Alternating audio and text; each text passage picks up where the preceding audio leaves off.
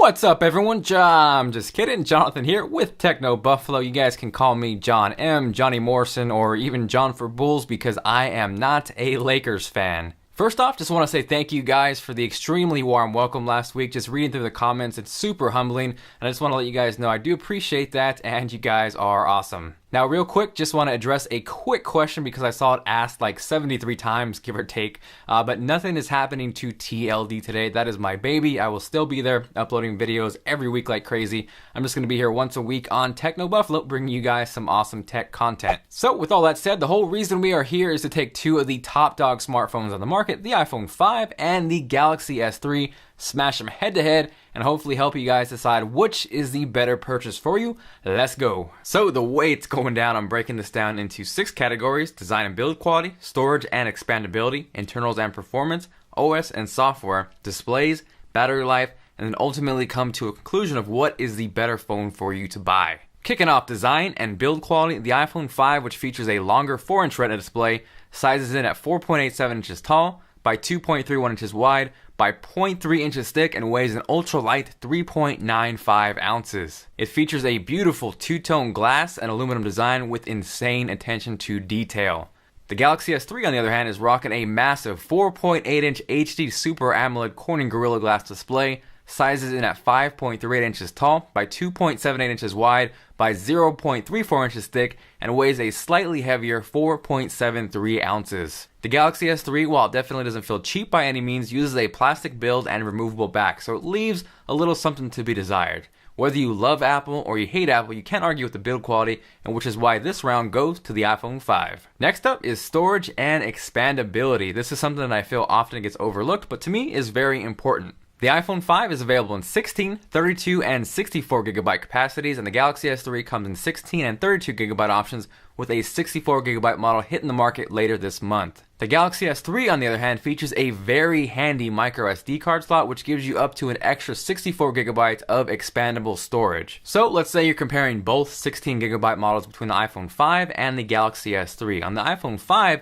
if you want to bump up an extra 32 gigs of storage, you have to move up 2 models, and that's going to cost you an extra $200. On the Galaxy S3, you could easily pick up a 32 gigabyte micro SD card for around $30, or even up to 64 gigs for around $60. So in this category, the iPhone doesn't even come close, and the Galaxy S3 takes this round. So after 2 rounds, we are tied 1-1, and we are moving on to internals and performance. The iPhone 5 is rocking a dual-core 1.3 GHz A6 processor, and the Galaxy S3 boasts a dual-core 1.5 GHz Qualcomm Snapdragon S3 processor. Upon benchmarking these two, even though the iPhone 5 is a little slower clocked than the Galaxy S3, you can see it outperforms it in Geekbench. Now real quick, I'm going to stop you right there because I'm sure some of you guys are screaming out of your seats, yelling, "Jonathan, what the hell? There's a quad-core Galaxy S3. Yes, Timmy, I know that, but to get these as even as possible, I had to compare the LTE model with the LTE model because the quad-core version does not have that. Now for kicks, here is the benchmarks. Again, you can see the quad-core S3 does outperform those two,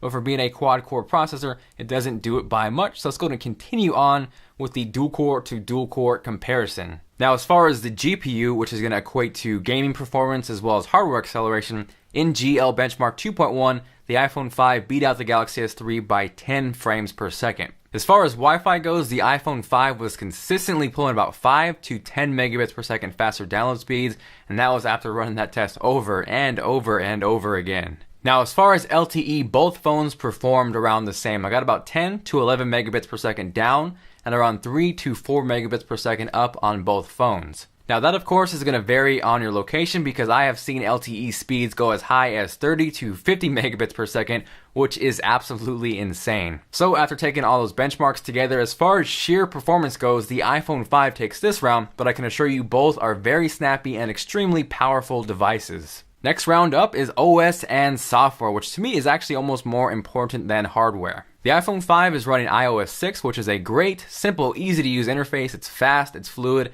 insanely responsive, but it really hasn't evolved over the last few years, and if you've used iOS for a while, you'll definitely agree it's become really stale. It's pretty clear that Apple is a believer of the old saying, if it ain't broke, don't fix it, but Android is advancing at a lightning fast pace, and the Galaxy S3 is a prime example of that. As of this video, my Galaxy S3 is running Android 4.0.4 Ice Cream Sandwich with Samsung's TouchWiz piled on top. Now to me, nothing beats pure, stock, unadulterated Android, but TouchWiz isn't horrible and adds some neat features like Palm Swipe to Capture, which allows you to capture a screenshot just by swiping your hand across the screen. I also really enjoyed Turn Over to Mute, which allows you to mute an incoming phone call just by turning the S3 face down. So if someone calls, you don't want to talk to them, just grab your phone. I don't want to talk to your face. Slam it down, and boom. Both OSs definitely have their faults, maps, voice, and both have their advantages. For the iPhone 5, I absolutely love iOS email. Nothing comes close to it. There's also subtle features like being able to change songs on the lock screen and the simplicity of tapping to go to the top of a page in the web browser. On the Galaxy S3, I love that I can quickly access Wi-Fi, Bluetooth, and a ton more features that I would normally have to dig through menus to access on the iPhone 5. The customization and freedom to organize my home screen however I want is extremely refreshing. I can add widgets, live wallpapers, and if I just want a simplistic, minimalistic setup, I'm not boxed into that like iOS. I also actually prefer multitasking on the Galaxy S3 as well. I can easily swipe to quickly close an application, or if I want to close everything at once, bam, I can do that. On the iPhone 5, I gotta sit there, close every app one by one, and spend all day doing so. Both phones offer an extremely smooth and responsive interface, but because of the customization, control, flexibility, and the chances Android is taking to dish out innovative features as opposed to playing it safe like iOS, that's why I give this round to the Galaxy S3. So we are tied 2-2, and we're moving on to displays. The iPhone 5 features a 4-inch LCD IPS display with a resolution of 1136 by 640, and that equates to 326 pixels per inch. The Galaxy S3 features a much larger 4.8-inch HD Super AMOLED display with a resolution of 1280 by 720. That equates to a pixel density of 306 pixels per inch, which is slightly smaller than the iPhone 5.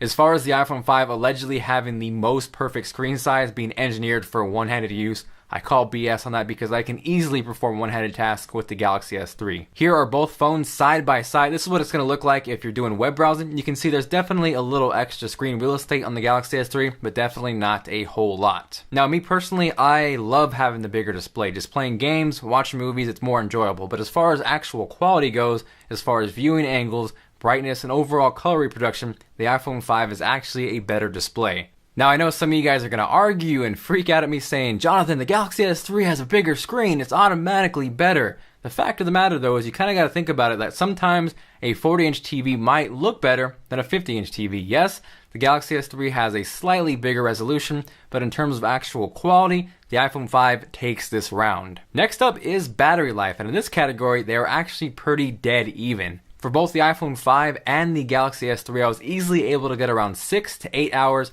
on heavy usage without really changing any of the features. The Galaxy S3 definitely does have a lot more options in terms of battery saving options with power save mode, the access to quickly turn Wi-Fi, turn your screen down, and due to the fact that you can remove the back and add a battery, this round goes to the Galaxy S3. So we are tied 3-3, and I'm sure you guys are wondering who is the winner out of the two, but I'm going to throw you guys a quick curveball and change up the pace of this video because I want to try something a little bit different. Now, in certain situations when you compare phone A to phone B, there very well may be a definitive winner, but in this case, I think it would do injustice for some of you guys out there to clearly say the iPhone was the winner or to clearly say the Galaxy S3 was the winner because they both have their strengths, they both have their weaknesses, and it really depends on what you're looking for in a phone to decide what is better for you. Now, if you've been an iOS user for a while now and you're bored with it, I get that because I feel the same way. And there's never been a better time to try Android. If you want to customize the crap out of your phone, you want a completely complex setup, or the simplest, most minimalistic setup in the world, you can do that with the Galaxy S3. It's fast, it's zippy, you may not have the best app or game selections, but this is a screaming phone. Now, on the other hand, if you really don't care about customization or widgets or overclocking your phone, you really don't want to spend too much time tweaking it, the iPhone 5 is probably a better option for you. Don't get me wrong, I love the Galaxy S3, it is an amazing phone, but there were things I had to do with it to set it up to my liking. The stock mail on Samsung devices absolutely blows. There is no comparison, it's night and day better on iOS. Now granted, I was able to find Aquamail, which is a damn good email client, but it was something I had to actually dig for and customize myself to actually enjoy the phone. If the idea of a big screen excites you, if you want something you can wow your friends with groundbreaking technology like NFC, wireless sharing, then you probably want to go for the Galaxy S3. Now, on the other hand, the iPhone 5 definitely has a better selection of apps and games, and that's just the truth of the matter because there are at least 5 or 6 games on iOS that I really enjoy that aren't on the Play Store. Both of these phones make great calls. They have great phone interfaces. They both have 8 megapixel cameras that are very close. They both shoot 1080p video. It just depends on what you like. I was talking to John R. the other day about this. This is a really hard video to make because I really literally enjoy both phones. And I was telling him how much of a first world problem is this that we have to either stress about or fight about which phone is better. They are both awesome devices. I hope you guys can take this information that I've given you and kind of make that decision on your own. So what I want you guys to do is kind of decide the winner. Let me know with a comment down below. Let's see if we can have an actual discussion where you tell me why the iPhone 5 is better for you or why the Galaxy S3 is better for you. So if you guys enjoyed this video, if you guys enjoyed the style, let me know by hitting that like button. Thank you guys for watching this video. If you guys want more in-depth reviews on written examples, check out the iPhone 5 and Galaxy S3 reviews linked down below at technobuffalo.com. This is John M, John for Bulls, whatever you want to call me, signing out. I will see you guys later.